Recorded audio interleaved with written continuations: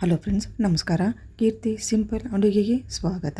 ಇವತ್ತು ನಾವು ಸ್ವೀಟ್ ನಿಂಬೆ ಹಣ್ಣಿನ ಉಪ್ಪಿನಕಾಯಿ ಹಾಕೋದನ್ನು ನೋಡೋಣ್ರಿ. ಇವಾಗ ನೋಡ್ರಿ, ಮೊದ್ಲಕ್ಕೆ ಲಿಂಬೆ ಹಣ್ಣನ್ನು ಕ್ಲೀನಾಗಿ ನೀರಾಗ ತೊಳ್ಕೊಂಬಿಡೋಣ. ಆದಷ್ಟು ಈ ರೀತಿ ತಿಕ್ಕೆ ತೊಳ್ಕೊಬೇಕಾಕೈತೆ ನಾವು.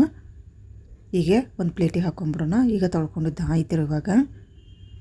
ಈಗ ನೋಡ್ರಿ, ಇವಾಗ ತೊಳ್ಕೊಂಡಿದ್ದಾಯಿತು. ಒಂದು ಪ್ಲೇಟಿಗೆ ಎತ್ತಿಟ್ಕೊಂಡಿನಿ. ಈಗ ಒಂದೊಂದು ಲಿಂಬೆ ಹಣ್ಣನ್ನು ತೊಗೊಂಡು ಈ ರೀತಿ ಕಾಟನ್ ಬಟ್ಟೆಯಿಂದ ಕ್ಲೀನಾಗಿ ಒರೆಸ್ಕೊಂಡು ಇಟ್ಕೋಬೇಕಾಗತ್ತೆ ನೋಡ್ರಿ. ನಿಂಬೆ ಹಣ್ಣಿನ ಉಪ್ಪಿನಕಾಯಿ ಹಾಕಬೇಕಾದ್ರೆ ಸ್ವಲ್ಪ ನೀರಿನ ಪ್ರಮಾಣ ಇರಕ್ಕೆ ಹೋಗಬಾರ್ದು, ಇಲ್ಲಾಂದ್ರೆ ಫಂಗಸ್ ಬರೋ ಚಾನ್ಸಸ್ ಇರತ್ತೆ. ಹೀಗಾಗಿ ಪ್ರತಿ ಸಾಮಾನನ್ನು ನಾವು ಹಾಕಬೇಕಾದ್ರೆ, ಲಿಂಬೆ ಹಣ್ಣು ಉಪ್ಪಿನಕಾಯಿ ಹಾಕಬೇಕಾದ್ರೆ ಈ ರೀತಿ ನಾವು ಡ್ರೈಯಾಗನ ಒಣಗಿಸಿ ಹಾಕೋಬೇಕಾಗತ್ತೆ ರೀ. ಈಗ ನೋಡ್ರಿ, ಒಂದೊಂದು ಲಿಂಬೆ ಹಣ್ಣನ್ನು ತೊಗೊಂಡು ಈ ರೀತಿ ಕಾಟನ್ ಬಟ್ಟೆಯಿಂದ ಕ್ಲೀನಾಗಿ ಈ ರೀತಿ ಒತ್ತಿ ಒರೆಸ್ಕೊಂಡು ನಾವು ಕ್ಲೀನಾಗಿ ಸ್ವಲ್ಪ ನೀರಿರಬಾರ್ದು. ಈ ರೀತಿ ಕಾಟನ್ ಬಟ್ಟೆಯಿಂದ ಒರೆಸ್ಕೊಂಡು ಸೈಡಿಗೆ ಇಟ್ಕೋಬೇಕಾಗತ್ತೆ ರೀ. ನಾವು ಸ್ವಲ್ಪ ನೀರಿನ ಪ್ರಮಾಣ ಇರಬಾರ್ದು ರೀ. ಈಗ ಎಲ್ಲ ಲಿಂಬೆಹಣ್ಣು ಒರೆಸ್ಕೊಂಡಿದ್ದು ಆಯ್ತು ನೋಡ್ರಿ. ಇವಾಗ ಲಿಂಬೆ ಹಣ್ಣನ್ನು ಈಗ ಕಟ್ ಮಾಡ್ಕೊಂಬಿಡೋಣ್ರಿ. ಈಗ ಒಂದು ಲಿಂಬೆಹಣ್ಣು ತೊಗೊಂಡು 2 ಭಾಗ ಮಾಡ್ಕೊಂಬಿಡೋಣ್ರಿ. ಇವಾಗ ಬೀಜ ಏನಿರ್ತಾವಲ್ಲ, ಬೀಜವನ್ನು ಈಗನ ತೊಗೊಂಬಿಡೋಣ್ರಿ. ಇದು ಕೈಗೆ ಬಂದು ಚಾನ್ಸಸ್ ಇರ್ತೈತಿ ಒಮ್ಮೊಮ್ಮೆ. ಹೀಗಾಗಿ ಈಗ ಬೀಜ ನಾವು ತಕ್ಕೊಂಡು ಸೈಡಿಗೆ ಇಟ್ಕೊಂಬಿಡೋಣ್ರಿ.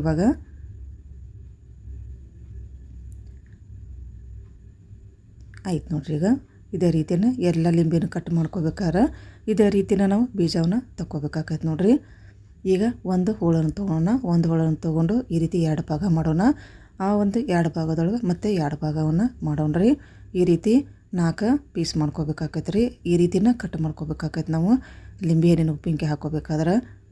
ಇದು ನಾವು ಮಾಡೋದಂಥದ್ದು ಸ್ವೀಟ್ ಲಿಂಬೆ ಹಣ್ಣಿನ ಉಪ್ಪಿನಕಾಯಿ ಹಾಕೋದನ್ನು ತೋರ್ಸಾಕೊಂತೈತೆ ರೀ. ಈಗ ನೋಡಿರಿ, ಉಳಿದಂಥ ಬೀಜವನ್ನು ತಗೊಂಬಿಡೋಣ. ಈ ತೋರ್ಸಾಕೊಂತೇನಲ್ಲ, ಈ ಸೈಜ್ ಒಳಗೆ ನಾವು ಕಟ್ ಮಾಡಿಕೊಂಡು ರೆಡಿ ಮಾಡ್ಕೋಬೇಕಾಗೈತೆ ನೋಡಿರಿ. ಇವಾಗ ನೋಡಿರಿ, ಎಲ್ಲವನ್ನು ಕಟ್ ಮಾಡ್ಕೊಂಡಿದ್ದು ಆಯ್ತು. ಇವಾಗ ಈ ರೀತಿ ಸಣ್ಣಗೆ ಕಟ್ ಮಾಡ್ಕೊಂಡು ಉಪ್ಪಿನಕಾಯಿ ಹಾಕಬೇಕಾದ್ರೆ ಇದೇ ಪದ್ಧತಿ ಒಳಗೆ ನಾವು ಕಟ್ ಮಾಡ್ಕೋಬೇಕಾಗೈತೆ ನೋಡಿರಿ. ಈಗ ಕಟ್ ಮಾಡ್ಕೊಂಡದ್ದು ಆಯ್ತು. ಈಗ ಇದಕ್ಕೆ ನಾವು ಉಪ್ಪನ್ನು ಸೇರಿಸ್ಬೇಕಾಗ್ತದೆ ರೀ. ಈಗ ನೋಡಿರಿ, ಒಂದು 1/4 ಬಟ್ಲು ಆಗೋಷ್ಟು ಕಲ್ಲುಪ್ಪನ್ನು ನಾನು ಹಾಕಿದ್ದು ನೋಡಿರಿ.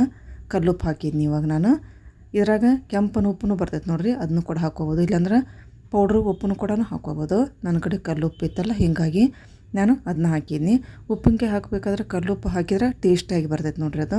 ಹೀಗಾಗಿ ನಾನು ಕಲ್ಲುಪ್ಪನ್ನ ಹಾಕೀನಿ. ಇದನ್ನ ಇದೇ ರೀತಿನ ನಿಂಬೆ ಹಣ್ಣಿನ ಹೋಳು ಮತ್ತು ಉಪ್ಪನ್ನು ನೀಟಾಗಿ 1 ನಿಮಿಷ ಇದೇ ರೀತಿ ನಾವು ಕಲಸಬೇಕಾಗತ್ತೆ ನೋಡಿರಿ. ಯಾಕಂದ್ರೆ ಲಿಂಬೆ ಹಣ್ಣು ಉಪ್ಪನ್ನು ಹಿಡ್ಕೋಬೇಕಾಗತ್ತೆ ಅದು. ಹೀಗಾಗಿ ಇದೇ ರೀತಿನ ಕ್ಲೀನಾಗಿ ನಾವು ಕಲಿಸ್ಕೊಂಡು ಇಟ್ಕೋಬೇಕಾಗೈತಿ. ಇವಾಗ ನೋಡಿರಿ, ಒಂದು ಗ್ಲಾಸಿನ ಬಾಟ್ಲು ತೊಗೊಂಡಿನಿ. ಇದನ್ನ ಕ್ಲೀನಾಗಿ ಬಿಸಿಲಾಗಿ ಒಣಗಿಸಿ ರೆಡಿ ಮಾಡ್ಕೊಂಡಿದ್ದು ನೋಡಿರಿ. ಸ್ವಲ್ಪ ನೀರಿನ ಪ್ರಮಾಣ ಇಲ್ಲರಿ ಅದ್ರೊಳಗೆ.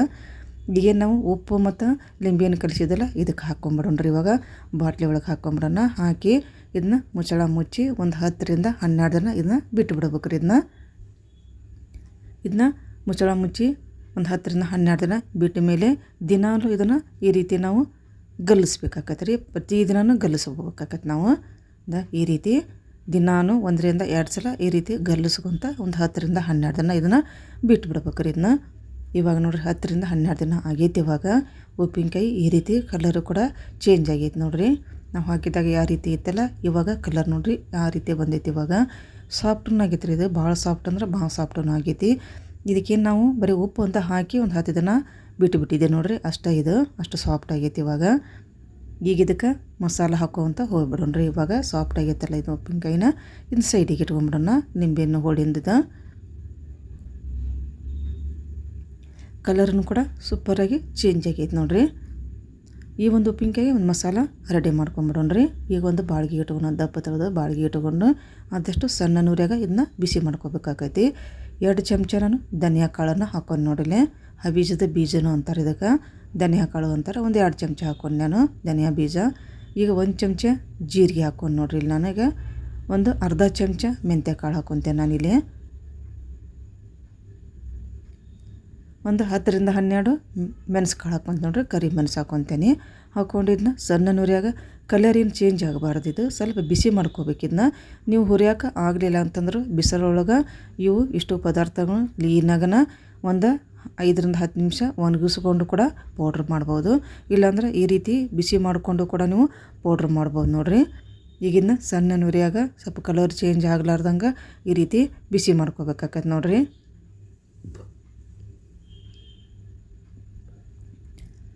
ಆಯ್ತು ನೋಡಿರಿ, ಬಿಸಿ ಮಾಡ್ಕೊಂಡಿದ್ದು ಆಯ್ತು. ಇವಾಗ ಸ್ವಲ್ಪ ಉಗುರು ಬೆಚ್ಚಗಂತಾರಲ್ಲ ಅಷ್ಟನ್ನು ಬಿಸಿ ಮಾಡ್ಕೋಬೇಕಿನ್ನ ಭಾಳ ಏನು ಕಲರ್ ಚೇಂಜ್ ಆಗೋಷ್ಟು ಬಿಸಿ ಏನು ಮಾಡ್ಕೋಕೋಬಾರ್ದು ನಾವು.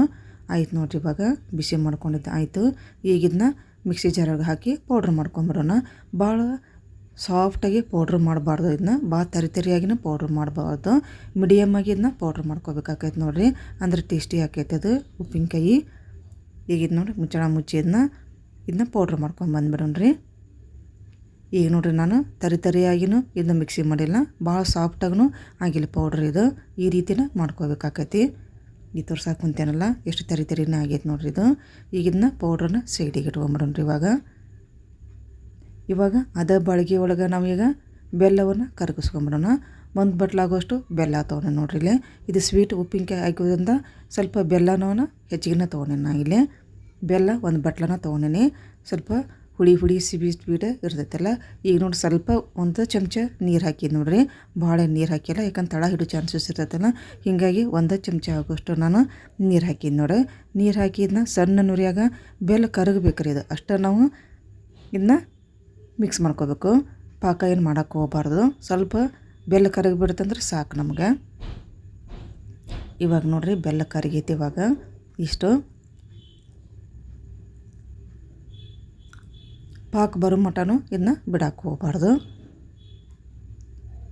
ಆಯ್ತು, ಇವಾಗ ಮಿಕ್ಸ್ ಮಾಡ್ಕೊಂಡಿದ್ದು ಆಯ್ತು ನೋಡ್ರಿ. ಇವಾಗ ಬೆಲ್ಲನೂ ಕೂಡ ನೀಟಾಗಿ ಕರಗೈತಿದ್ದು. ಇಷ್ಟು ಕರಗಿಸ್ಕೊಂಡ್ಬಿಟ್ರೆ ಸಾಕಿದ್ನ. ಇದನ್ನೀಗ ಆರಾಕಿ ಬಿಟ್ಬಿಡೋಣ್ರಿ. ಆರಿದ ಮೇಲೆ ಎಲ್ಲ ಪದಾರ್ಥಗಳನ್ನ ನಾವು ಹಾಕಬೇಕಾಕೈತಿ. ಈಗ ನೋಡಿರಿ ಬೆಲ್ಲನೂ ಕೂಡ ಆರೈತಿ. ಇವಾಗ ಇಷ್ಟಿದು ಕಲರ್ನೂ ಕೂಡ ಎಷ್ಟು ಚೇಂಜ್ ಆಗೈತೆ ನೋಡಿರಿ. ಇದು ಆರಿದ ಮೇಲಿದು. ಇದು ಆರ್ಗ್ಯಾನಿಕ್ ಬೆಲ್ಲ ಆಗಿರೋದ್ರಿಂದ ಸ್ವಲ್ಪ ಕಲರ್ ಈ ರೀತಿ ಬಂದೈತ್ರಿ. ಇದು ಆರೈತಲ್ರಿ ಇದು ಬೆಲ್ಲ. ಇವಾಗ ಮಸಾಲೆ ಪೌಡ್ರನ್ನ ಹಾಕ್ಕೊಂಬಿಡೋಣ್ರಿ. ಇವಾಗ ನಾವೇನು ಮಿಕ್ಸಿ ಒಳಗೆ ಮಾಡ್ಕೊಂಡು ಇಟ್ಕೊಂಡಿದ್ದೆಲ್ಲ ಎಲ್ಲ ಮಸಾಲೆ ಪೌಡ್ರನ್ನ ಈ ಒಂದು ಬೆಲ್ಲದ ನೀರಿಗೆ ಹಾಕ್ಕೊಂಬಿಡೋಣ್ರಿ. ಇವಾಗ ಎಲ್ಲ ಮಸಾಲ ಹಾಕಿದ್ದಾಯ್ತು ನೋಡಿರಿ. ಈಗ ಕೆಂಪು ಖಾರದ ಪೌಡ್ರನ್ನ ಹಾಕ್ಕೊಂಬಿಡೋಣ್ರಿ. ಇವಾಗ ಒಂದು 2 ಚಮಚ ಆಗೋಷ್ಟು ಕೆಂಪು ಖಾರದ ಪೌಡ್ರ್ ಹಾಕ್ಕೊಂಡು ನೋಡ್ರಿ. ಇಲ್ಲಿ ನಾನು ಒಂದು ಅರ್ಧ ಚಮಚ ಅರಿಶಿನ ಪೌಡರು, ಸ್ವಲ್ಪ ಉಪ್ಪು ಹಾಕ್ಕೊಂತೇನೆ ನೋಡಿರಿ. ಒಂದು 3 ಚಮಚ ಆಗೋಷ್ಟು ಕರ್ಲುಪ್ಪು ಹಾಕ್ಕೊಂಡು, ಯಾಕೆಂದ್ರೆ ಉಪ್ಪನ್ನು ನಾವು ಮೊದಲೇಕ ಸ್ವಲ್ಪ ಹಾಕ್ಕೊಂಡೇವಲ್ಲ, ಈಗ ಸ್ವಲ್ಪ ನೋಡ್ಕೊಂಡು ಹಾಕ್ಕೋಬೇಕಾಕೈತೆ ನಾವು. ಈಗ ಎಲ್ಲ ಪದಾರ್ಥಗಳನ್ನ ಹಾಕಿದ ಮೇಲೆ ಇದು ಮಸಾಲೆ ಜೊತೆ ಏನು ಬೆಲ್ಲದ ನೀರಿತ್ತಲ್ಲ ಕ್ಲೀನಾಗ ಒಂದು ಸಲ ಮಿಕ್ಸ್ ಮಾಡ್ಕೊಂಬಿಡೋಣ್ರಿ. ಈಗ ನೋಡಿರಿ ಮಿಕ್ಸ್ ಮಾಡ್ಕೊಂಡು ಹಾಕೊಂತೈತಿ. ಈಗ ಚಲೋ ತಂಗ ಮಿಕ್ಸ್ ಮಾಡ್ಕೊಂಡ್ಮೇಲೆ ನಾವು ಏನು ಉಪ್ಪಿನಕಾಯಿ ರೆಡಿ ಮಾಡಿದ್ವಲ್ಲ ಮೊದಲೇಕನ ಅದನ್ನ ಹಾಕ್ಕೊಂಬಿಡೋಣ್ರಿ. ಇವಾಗ ಸಾಫ್ಟ್ ಮಾಡಾಕಿಟ್ಟಿದ್ವಲ್ಲ ಲಿಂಬೆ ಹಣ್ಣಿನ ಹೋಳನ್ನು ಇವಾಗ ಹಾಕ್ಕೊಂಬಿಡೋಣ್ರಿ.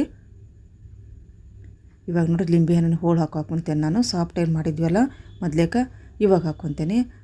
ಈಗ ಲಿಂಬೆ ಹಣ್ಣಿನ ಹೋಳನ್ನು ಹಾಕಿದ ಮೇಲೆ ನೀಟಾಗಿ ಮಸಾಲೆ ಜೊತೆ ಕ್ಲೀನಾಗಿ ಇದನ್ನ ಮಿಕ್ಸ್ ಮಾಡ್ಕೊಂಬಿಡೋಣ್ರಿ. ಈ ರೀತಿ ಈ ಚಲೋ ತಂಗ ಮಸಾಲ ಲಿಂಬೆ ಹಣ್ಣಿನ ಹೋಳು ಎಲ್ಲವನ್ನ ನೀಟಾಗಿ ಮಿಕ್ಸ್ ಮಾಡ್ಕೊಂಬಿಡೋಣ. ಆಯ್ತು ನೋಡ್ರಿ. ಇವಾಗ ಈ ರೀತಿ ಒಂದು 5 ನಿಮಿಷ ಈ ರೀತಿ ಮಿಕ್ಸ್ ಮಾಡ್ಕೋಬೇಕಾಕೈತೆ ನಾವು.